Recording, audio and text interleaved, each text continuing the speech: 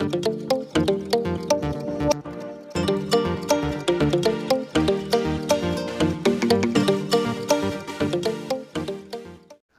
दोस्तों, आपका हमारे चैनल पर स्वागत है।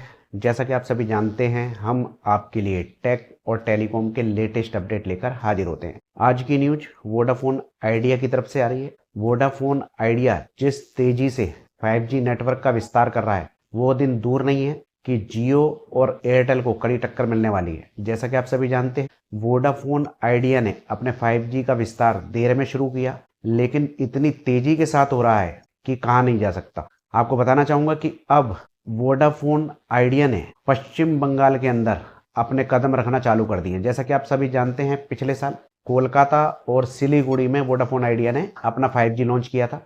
अब कल की डेट में यानी 21 तारीख को वोडाफोन आइडिया ने मालदा, हल्दिया और ब्रह्मपुर में अपनी 5G कनेक्टिविटी चालू कर दी है। तो यहाँ पर जो लोग रहते हैं उनको अब बेहतरीन इंटरनेट मिलने वाला है, कॉल क्वालिटी वगैरह अच्छी मिलेगी और लो लेटेंसी मिलेगी।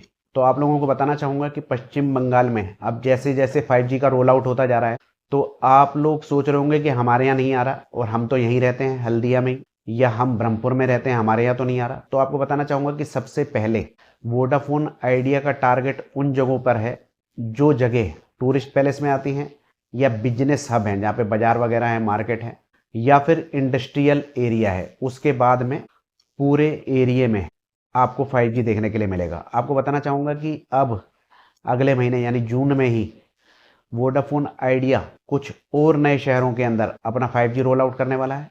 तो ये शहर जिनके मैं नाम आपको बताने जा रहा हूँ, आप मुझे कमेंट में बताइएगा क्या आप यहाँ के रहने वाले हैं। तो ये एरियो के नाम हैं दुर्गापुर, आसनसोल, हावड़ा, अशोकनगर, बर्दवान, खड़गपुर, गंगटोक और दार्जिलिंग।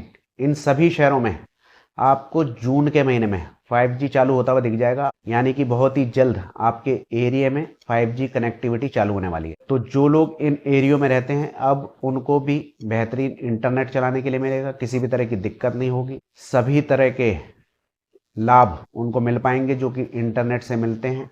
हालांकि जियो और एयरटेल की तो पहले से ही सर्विस है, लेकिन जो लोग बी के यूजर्स हैं और उनके पास में 5G का फ़ोन है, तो वो इन सेवाओं का लाभ ले पाएंगे।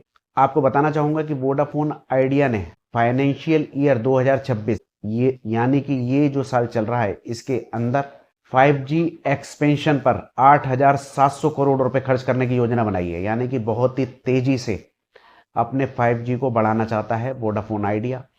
और आप लोग जानते ही हैं, वोडाफोन आइडिया अब धीरे धीरे प्रॉफिट में आता जा रहा है और वोडाफोन चाहता है कि जहां पर 4G इस्तेमाल कर रहे हैं लोग बाग, अब 5G इस्तेमाल करें, जिससे वोडाफोन आइडिया की सेल भी बढ़ेगी, यानी इनकम बढ़ेगी। तो दोस्तों, ये तो था वोडाफोन आइडिया की तरफ से एक अपडेट। आपको बताना चाहूँगा, जो लोग भी मेरे चैनल को देखते हैं, मेरे से जुड़े हुए हैं, उनको बताना चाहूँगा कि मैं पोस्ट के जरिए आप लोगों को सरकारी नौकरियों के बारे में भी बताता हूँ। जो लोग नहीं देखते हैं वो लोग इस पर जाकर के देख सकते हैं। मैं पोस्ट के जरिए अलग अलग वैकेंसियों को ढूंढ करके बताता हूँ कौन से डिपार्टमेंट में कहाँ नौकरी निकली हुई है सरकारी, तो आप अप्लाई कर सकते हैं उस पर। दूसरी बात दोस्तों, किसी भी तरह की सरकारी नौकरी के लिए गलत वेबसाइट पर नहीं जाइए। तो सर्च करने का तरीका ये है कि दोस्तों, आप वहाँ पर गूगल पे जाकर के देख सकते हैं ये साइट सही है या गलत है। AI से पूछ सकते हैं, तो वो भी आपकी कुछ मदद कर देगा। दूसरा, कहीं पर भी कोई व्यक्ति आपसे बोलता है मैं आपकी नौकरी लगवा दूंगा, मुझे पैसे की ज़रूरत है, या किसी भी तरह की आपकी डिटेल मांगता है फ़ोन के जरिए या आपके ईमेल के जरिए, तो आप उसको ब्लॉक कर दीजिए। ऐसे लोगों से संपर्क ना करें।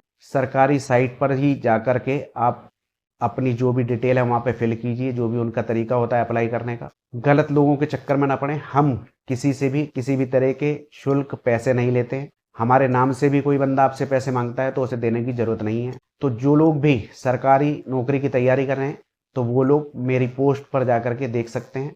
मैं समय समय पे उन लोगों को सूचित करता रहता हूँ। तो दोस्तों, ये था आज का अपडेट।